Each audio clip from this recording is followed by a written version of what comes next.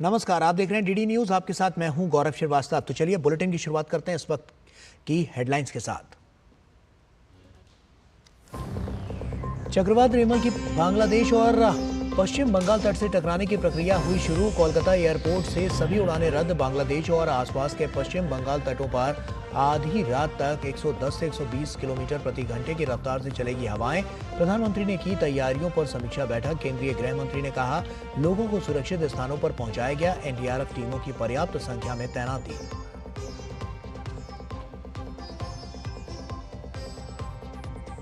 प्रधानमंत्री ने कहा, इंडी गठबंधन वाले बहुसंख्यक समाज को बनाना चाहते हैं दोयम दर्जे का नागरिक। उत्तर प्रदेश की जनसभाओं में पूर्वांचल की बदहाली के लिए सपा कांग्रेस को ठहराया जिम्मेदार। कहा, कानून व्यवस्था और सपा का 36 का आंकड़ा।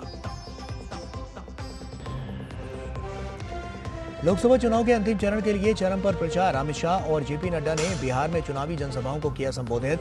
मुख्यमंत्री नीतीश कुमार ने पटना साहिब में की जनसभा। विपक्ष के दिग्गजों ने भी चुनाव प्रचार में झोंकी ताकत। कांग्रेस नेता राहुल गांधी ने हिमाचल प्रदेश के नाहन तो कांग्रेस महासचिव प्रियंका गांधी ने पंजाब के पटियाला में की चुनावी रैली। सपा प्रमुख अखिलेश यादव और आरजेडी नेता तेजस्वी यादव ने किया प्रचार। दिल्ली पुलिस ने बेबी केयर सेंटर के मालिक डॉक्टर नवीन खिची और घटना के वक्त ड्यूटी पर मौजूद डॉक्टर आकाश को किया गिरफ्तार। मजिस्ट्रेट जांच के आदेश। अस्पताल में आग लगने से हुई थी 7 नवजात शिशुओं की मौत। और कोलकाता नाइट राइडर्स ने तीसरी बार जीता आईपीएल का खिताब। फाइनल में सनराइजर्स हैदराबाद को 8 विकेट से हराया।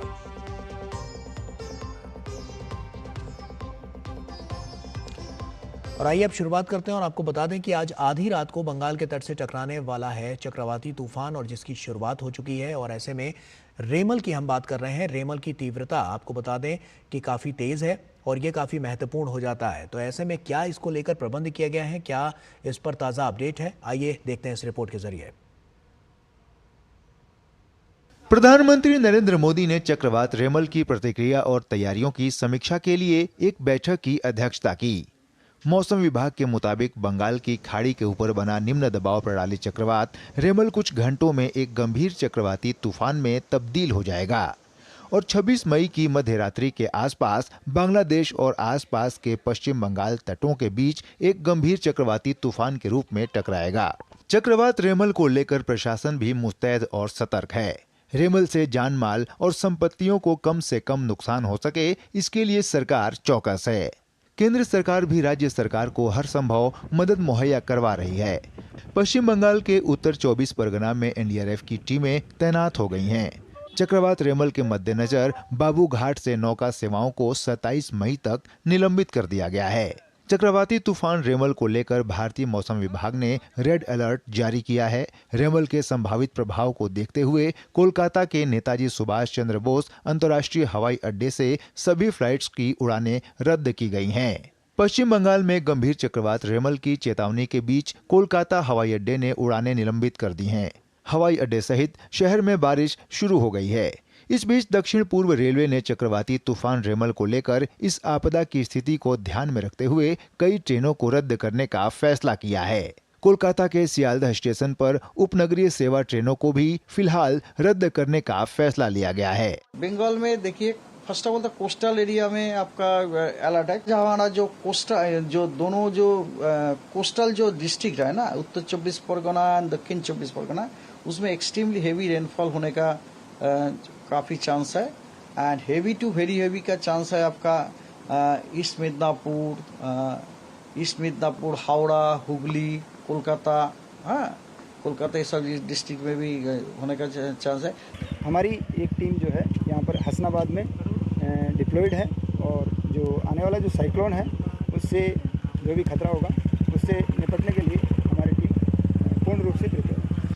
चक्रवात रेमल की वजह से हवा की गति 110 से 120 किलोमीटर प्रति घंटा तक की है, जो 135 किलोमीटर प्रति घंटे तक पहुंच सकती है। दक्षिण 24 परगना के सुंदरबन में मौसम में बदलाव देखा गया। पूर्वी मेदिनीपुर जिले के मंदारमणि और दीघा इलाके में मौसम ने करवट ले ली है।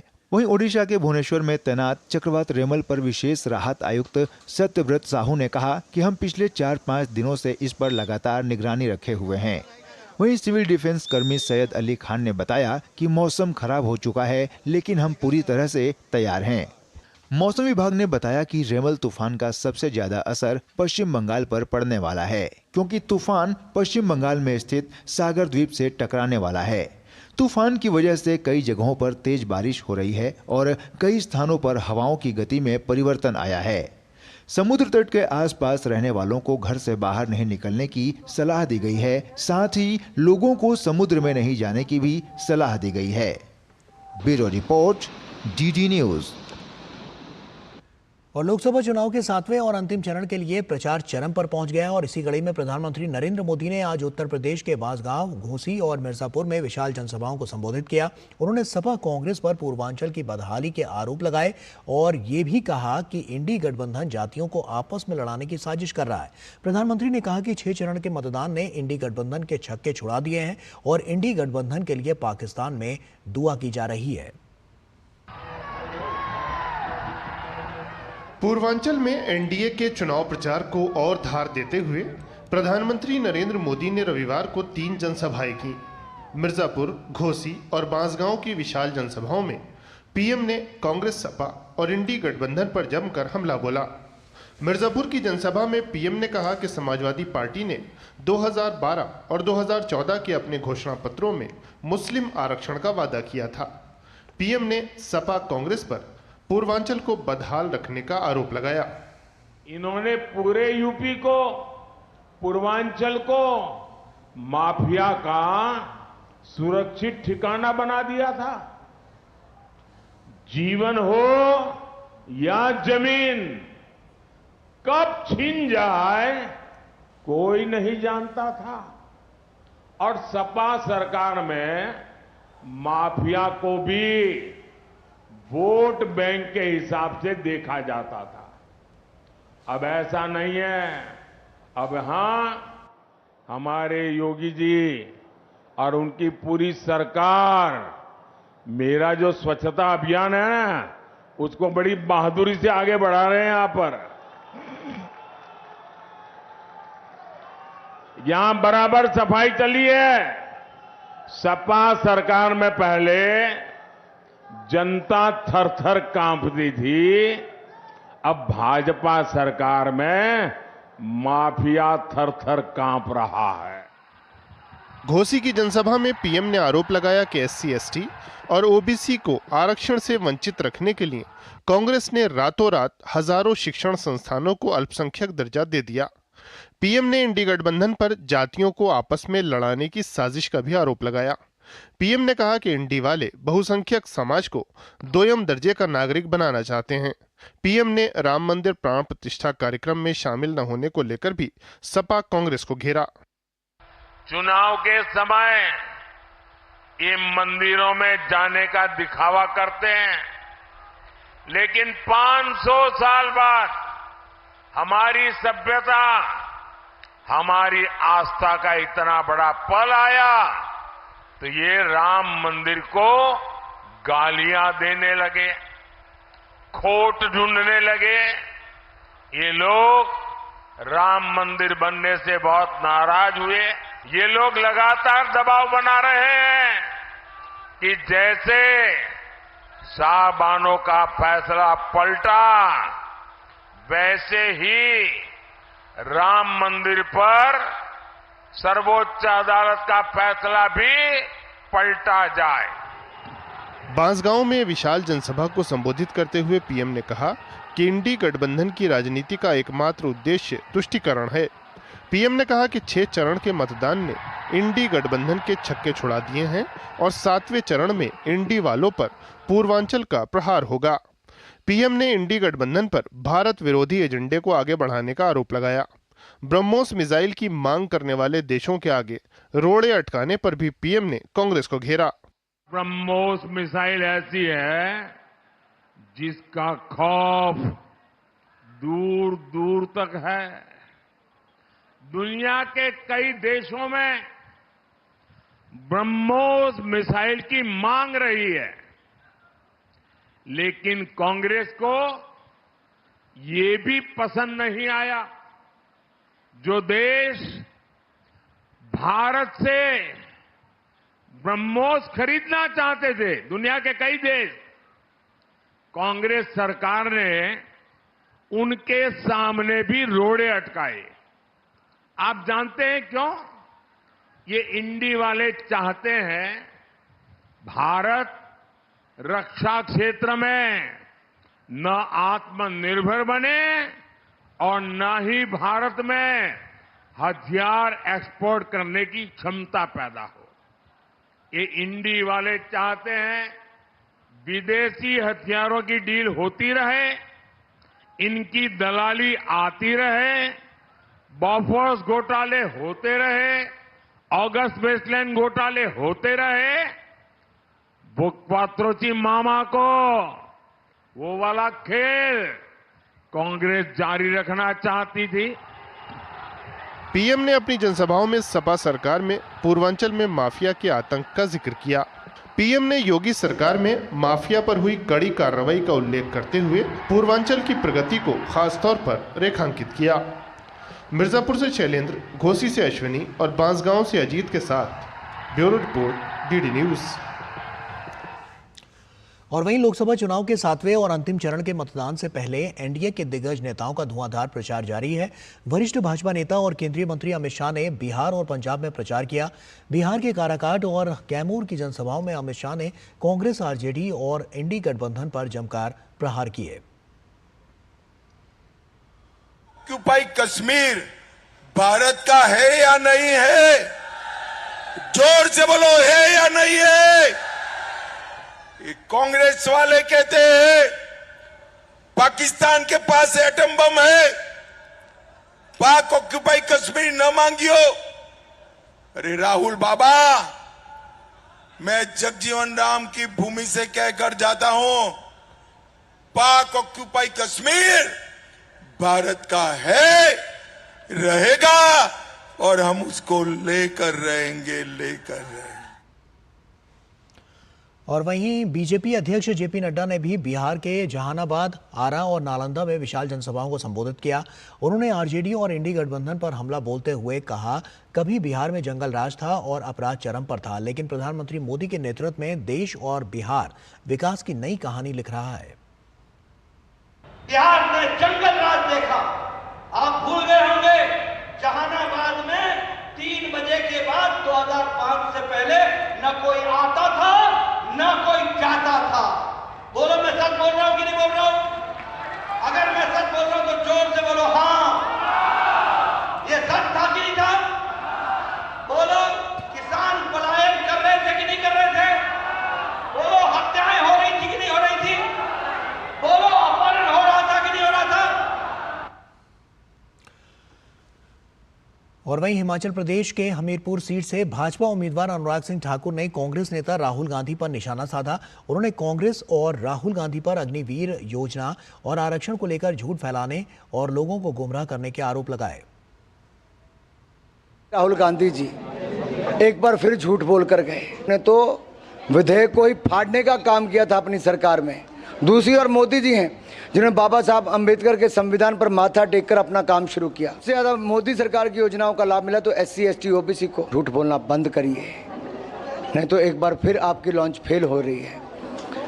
इस बार कांग्रेस 40 सीटों के लिए हाथ जोड़ रही है। और वहीं दिल्ली के मुख्यमंत्री अरविंद केजरीवाल ने पंजाब में एक जनसभा में 56,000 करोड़ के निवेश लाने का दावा किया। उन्होंने टाटा का दूसरा सबसे बड़ा स्टील का प्लांट पंजाब में लगने और जर्मनी और नीदरलैंड जैसे देशों की कंपनियों के प्लांट लगने शुरू होने का भी दावा किया। लेकिन हकीकत यह है कि पंजाब में आम आदमी पार्टी के नेतृत्व वाली सरकार के कार्यकाल के पहले वित्तीय वर्ष के दौरान निवेश में 85.23% से अधिक की गिरावट आई है। MSME एक्सपोर्ट प्रमोशन काउंसिल और confederation of organic food producers and marketing agencies द्वारा एक अध्ययन में कुछ दिन पहले कहा गया था कि वित्तीय वर्ष 2022 से 23 में पंजाब को केवल 3,492 करोड़ रुपए का निवेश प्राप्त हुआ, जो वित्तीय वर्ष 2021 से 22 में प्राप्त 23,655 करोड़ रुपए के निवेश से 85.23% कम था। Centre for monitoring of Indian economy के माध्यम से उपलब्ध आंकड़ों में ये कहा गया है कि 2018 से 19 में घोषित नई निवेश परियोजनाएं 43,323 करोड़ रुपए की थीं, जबकि 2019 से 20 में 12,267 करोड़ रुपए, 2020 से 21 में 15,761 करोड़ रुपए और 2021 से 22 में 23,655 करोड़ रुपए की थी। लेकिन 2022 से 23 में ये केवल 3,492 करोड़ रुपए की रह गई।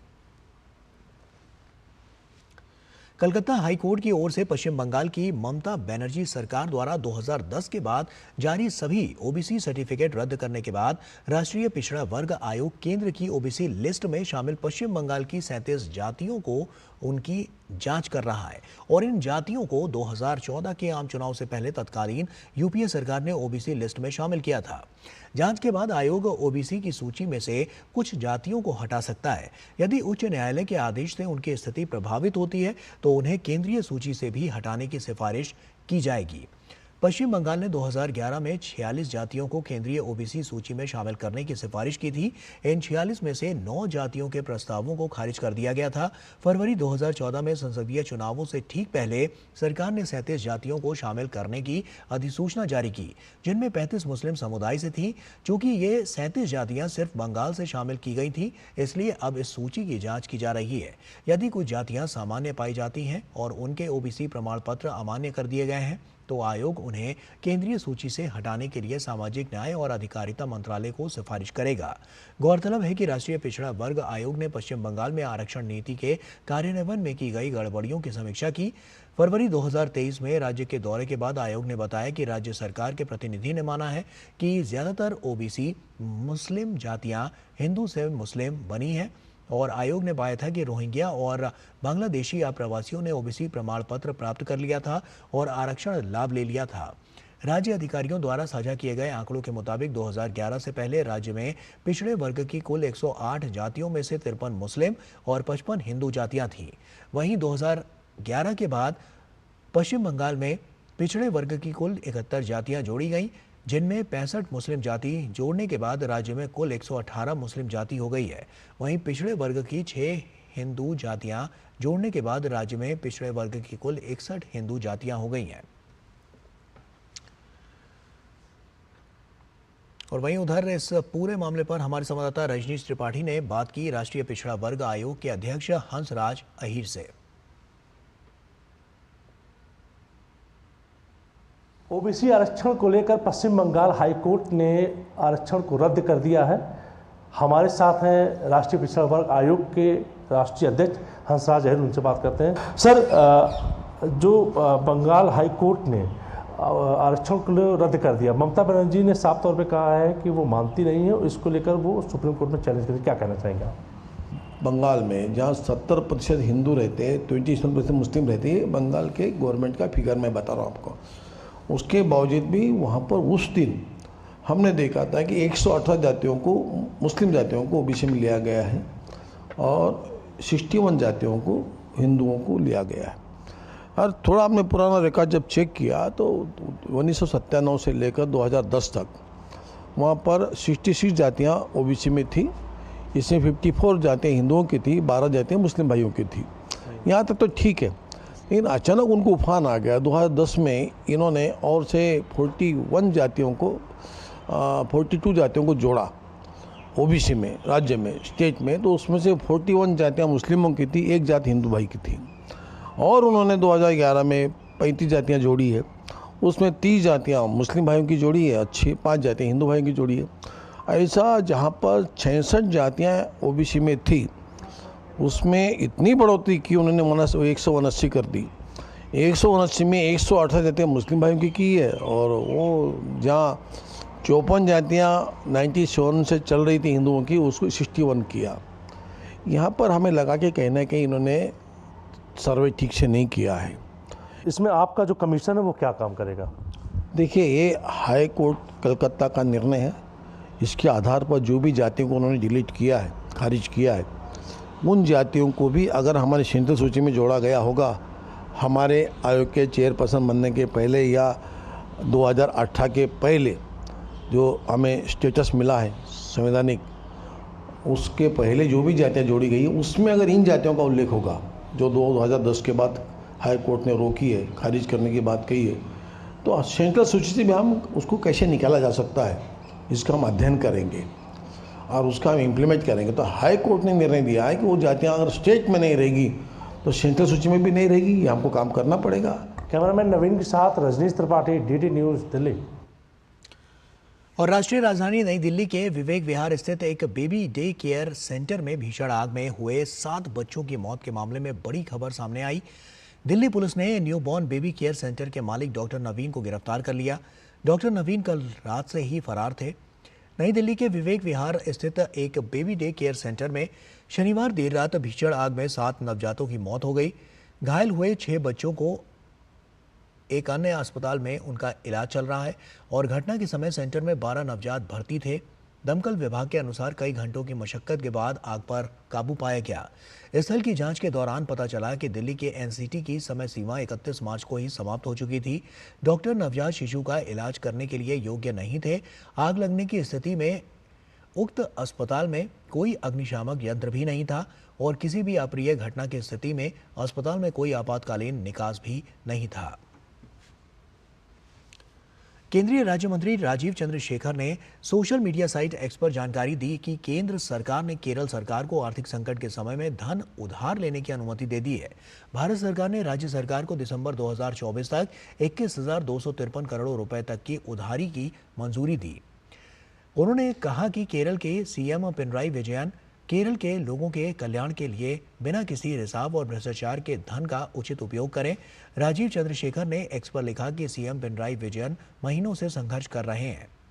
KSRTC कर्मचारियों सहित सरकारी कर्मचारियों के वेतन और पेंशन का भुगतान, तटीय संरक्षण और मिनी हार्बर परियोजना का निष्पादन और मौजूदा CPO भर्ती प्रक्रिया को पूरा करने का काम करें।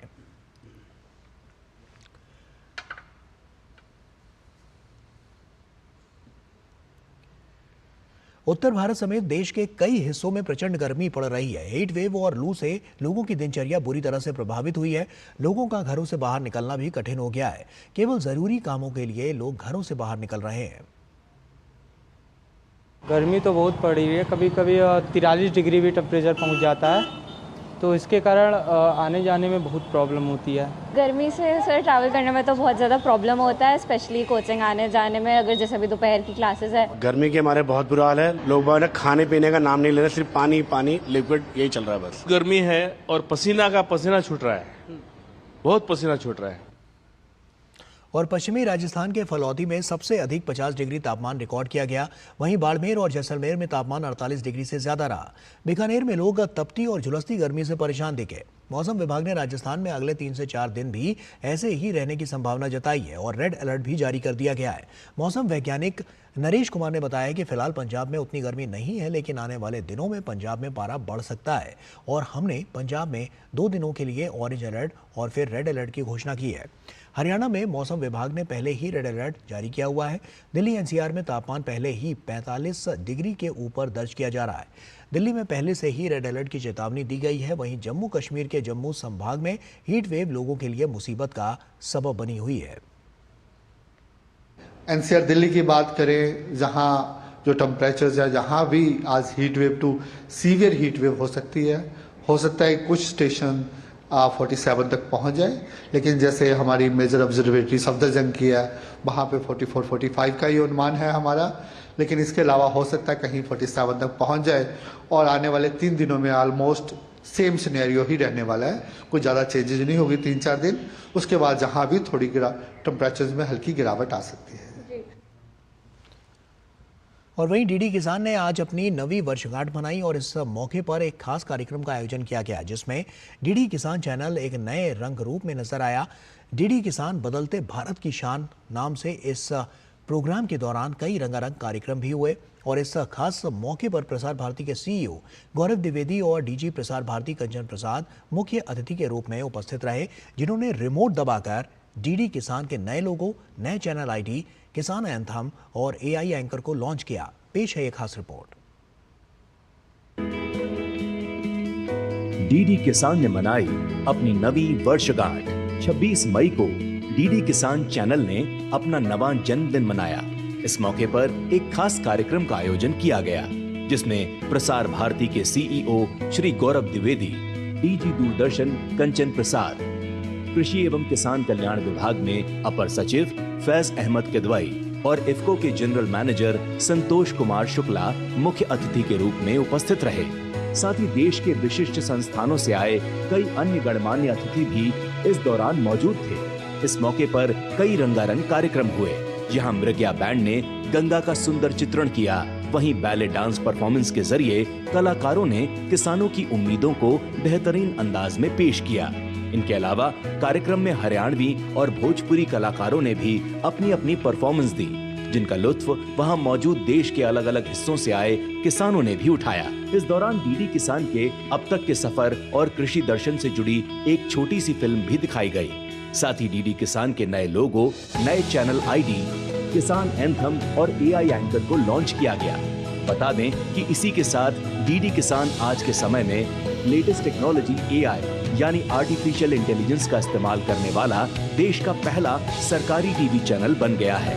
कार्यक्रम के आखिर में प्रसार भारती के सीईओ, डीजी दूरदर्शन और अन्य गणमान्य अतिथियों ने केक काटकर डीडी किसान को जन्मदिन की बधाई दी। और वहीं प्रसार भारती के सीईओ गौरव द्विवेदी ने इस मौके पर सबको धन्यवाद दिया। पूरे भारतवर्ष के किसानों को मैं डीडी किसान की 9वीं वर्षगांठ पर हार्दिक बधाई देता हूं। कृषि मंत्रालय भारत सरकार के सहयोग से, उनके लगातार साथ से हम ये चैनल चलाते हैं और हमारी कोशिश रहती है कि कृषि और कृषि के साथ जुड़ी जितनी भी अलाइड सेक्टर्स हैं उनके संबंध में आधुनिक जानकारी, नई तकनीकें और जो नए आयाम कृषि भारत सरकार की विभिन्न योजनाओं के अंतर्गत ले रही है वो हम किसानों के साथ बांट सके। और उधर हिसार में आज कार पलटने से 5 लोगों की मौत हो गई है और जबकि 3 लोग घायल हो गए। हादसा आज शाम शहर के सेक्टर 27-28 के मोड़ पर सामने से आ रहे ट्रक से बचाव करने में हुआ। मृतकों की हिसार के निजी अस्पताल में इलाज चल रहा है और अचानक कार के सामने ट्रक आने से अनियंत्रित होकर कार पुल के नीचे खाई में गिरने से यह हादसा हुआ। कार चालक घायल है, जिसके बयान दर्ज कर लिए गए हैं। और कोलकाता नाइट राइडर्स ने तीसरी बार आईपीएल का खिताब अपने नाम कर लिया है। टूर्नामेंट के खिताबी मुकाबले में कोलकाता नाइट राइडर्स ने सनराइजर्स हैदराबाद को 8 विकेट से हराकर आईपीएल की ट्रॉफी पर अपना कब्जा जमा लिया। इस जीत के साथ ही कोलकाता नाइट राइडर्स तीसरी बार खिताब हासिल करने में कामयाब हुई है और इस मैच में सनराइजर्स हैदराबाद द्वारा दिए गए लक्ष्य का पीछा करने उतरी कोलकाता की टीम के बल्लेबाजों का दमदार प्रदर्शन देखने को मिला। मैच में वेंकटेश अय्यर और रहमानुल्लाह गुरबाज की अर्धशतकीय साझेदारी देखने को मिली। वेंकटेश अय्यर ने 26 गेंदों में 52 रन की अर्धशतकीय पारी खेली, वहीं रहमानुल्लाह गुरबाज ने 39 रन बनाकर कोलकाता की जीत में अहम भूमिका निभाई। इससे पहले टॉस जीतकर पहले बल्लेबाजी करने उतरी सनराइजर्स हैदराबाद की टीम केकेआर के गेंदबाजों के सामने नहीं टिक पाई और 18.3 ओवर में 113 रन बनाकर ऑल आउट हो गई। कोलकाता के लिए आंद्रे रसेल ने 3 विकेट झटके। हर्षित राणा और मिचेल स्टार्क ने 2-2 विकेट लिए। कोलकाता ने इससे पहले अपना अंतिम खिताब 2014 सीजन में पंजाब किंग्स को हराकर जीता था और अब 10 साल बाद टीम ने सनराइजर्स हैदराबाद को हराकर फिर एक बार ट्रॉफी पर कब्जा जमाने में सफल रही है। और इसी के साथ फिलहाल इतना ही। दीजिए इजाजत, नमस्कार।